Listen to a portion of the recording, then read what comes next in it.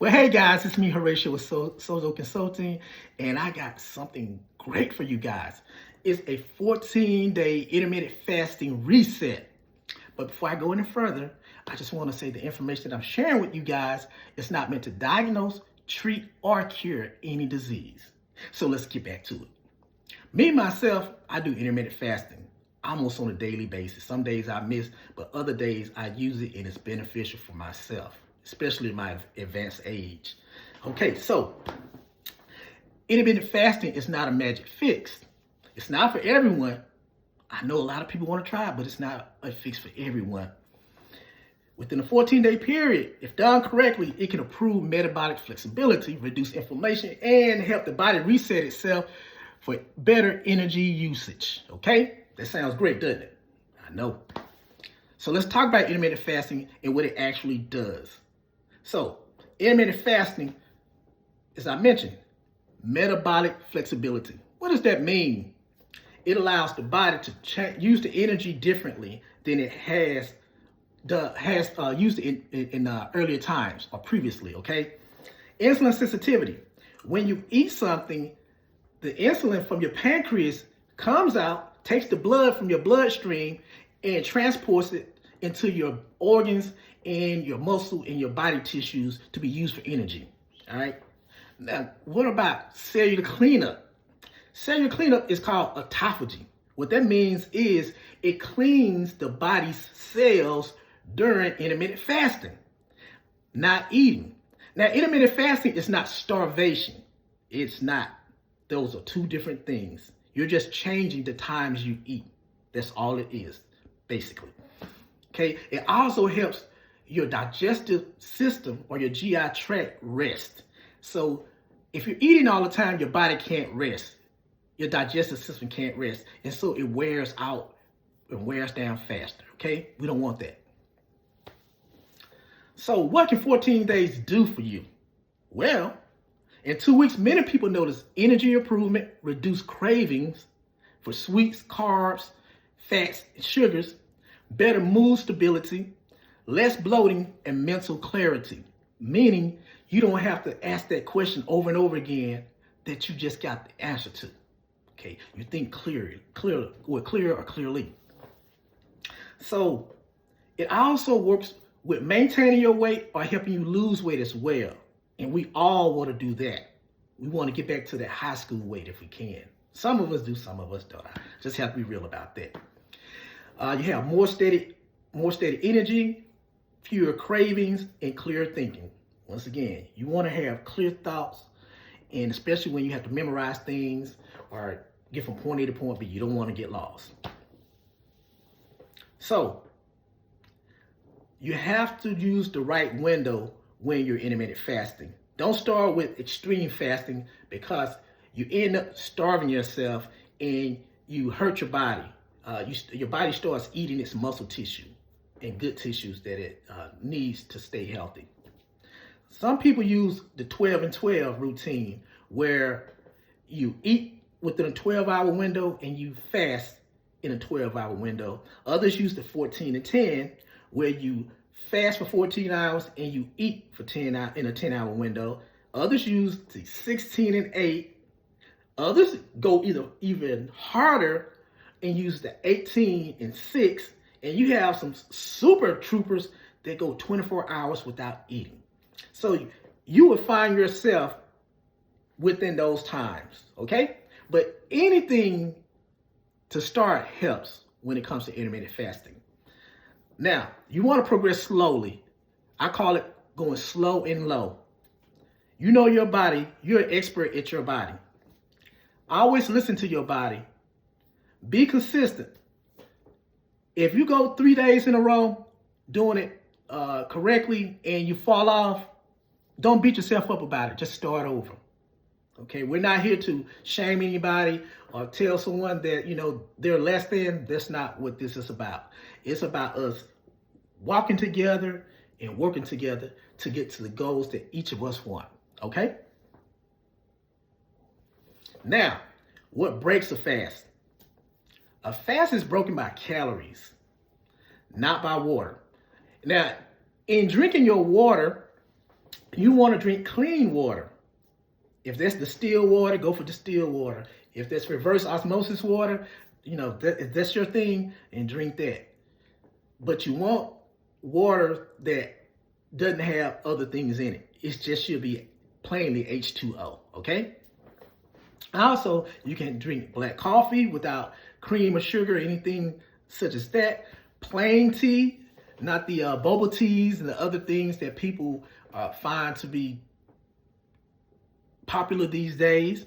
Also, electrolyte packets. They sell a lot of those now, and those packets have different chemicals in those as well. So you want to stay away from those things. Or if you do the packets, you make sure they're not full of chemicals and not have any sugar in them as well.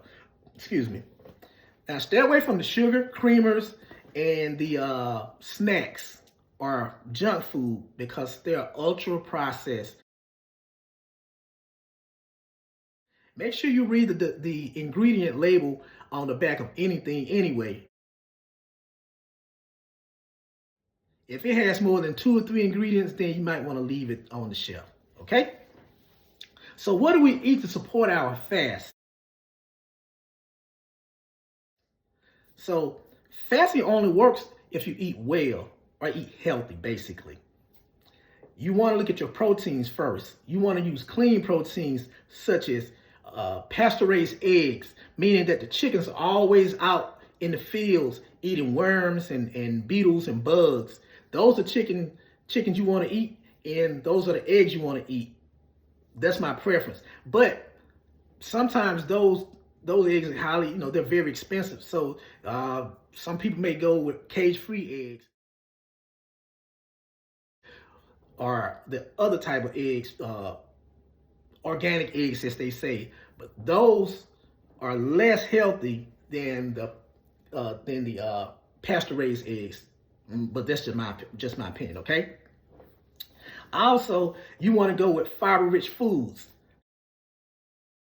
such as vegetables, nuts, and berries. Go with raspberries and blueberries if you want to do the nuts. Go with walnuts, pumpkin seeds, pecans. Those are healthy as well. Then we get to our healthy fats like coconut oil, ghee, avocado, olive oil. The first 3 you can cook with those, but try not to cook with the organic cold pressed olive oil because after I think 120 degrees it becomes rancid or spoiled. So you don't want to cook with that. You might want to sprinkle that on your salad or on some of your foods. Or you can take shots of it, which is known to be really, really healthy for the body as well. Okay? Now, we also have to manage our rest and our stress. That means get enough sleep. For me, 8 hours is my goal every night. Sometimes I get it, sometimes I don't. Try your best to get 8 hours of restful, restorative sleep, not tossing and turning, okay? Also, we have to look at cortisol levels. When we get stressed out, our cortisol levels can skyrocket, causing us not to be able to lose weight. So we want to do the things that allow us to rest our minds and our bodies, our spirit for the most part, especially when we get home from a hard day's work. We want to do things that's going to help us relax, like play with your children if that relaxes you, play with your pets if that relaxes you, go for a long walk, listen to your music that relaxes you, have some prayer time, read your word, and in my case, pray to God. Okay? Now next, the body won't heal if it's threatened. So once again, you have to do the things that allow you to rest your mind, your body, and your spirit. All right? So who should not fast aggressively? Personally, I say no one. No one. Especially the people who are pregnant. I mean, the women who are pregnant or the women who are breastfeeding. You don't want to do it. People with eating disorders histories, you don't want to do it. Advanced adrenal burnout, which means that your adrenal glands that sit atop of your kidneys have burned out. So you would know if that's the case because your doctor would have told you by now. And we also want to work with our primary care providers and incorporate their information with this information so that we can get the best results for you. Okay. Now, also people that are on certain medications, they should not or probably may not do intermittent fasting without talking to your doctor. Once again, your PCP. So what to expect in the first 14 days? The first week is called adjustment, meaning that you may have hunger pains, you may feel a little weak, but your body is resetting itself. It's cleaning itself. Once again, that word autophagy, meaning that it's cleaning every cell in the body. It's dumping all its toxins out of your body. At this time, you may start smelling, a foul odor from maybe your breath or your underarms or other parts of your body because your body is cleansing itself. It's cleaning itself out. Okay? So you may have to adjust, hanging around people during that time. All right? Another thing is your energy stabilized. Instead of eating something and crashing and falling, getting really sleepy or tired, your body will start balancing itself out because it's using the energy correctly, okay? Then the next thing is you won't crave as much as you did previously. And that's always, to me, that is one of the most important things in order to maintain weight or lose weight, not craving, all right? So the next thing I want to hit on is people who definitely need to be careful if they're going to do intermittent fasting. And that's people who are diabetic, someone who has hypoglycemia, or are on blood sugar medications, or under the direction of a doctor. So make sure, once again, to operate under the wisdom of your doctor.